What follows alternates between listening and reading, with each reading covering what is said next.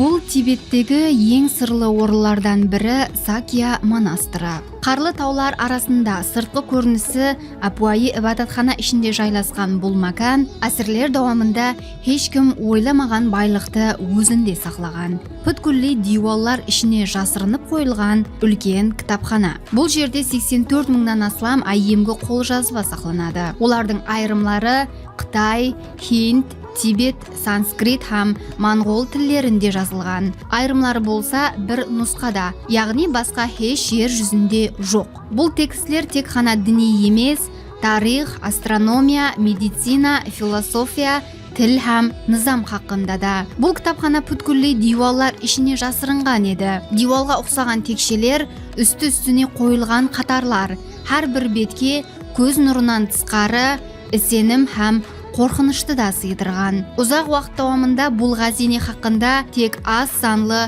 руханилер ғана білген. Бұл шығармалар батыс іліміне белгісіз еді, бірақ олар Тибет тілінің айемгі жазуы һәм буддизмлік ой пікірлердің терең қатламларын ашып берді. Хәтте айырым текстер дерлік 1000 жыллық. Сакья монастыры бұл тек қана діни орай емес, ілімпазлар бұл кітапхананы адамзат өз білімлерін ұмытпау үшін құрған естелік деп есаплайды.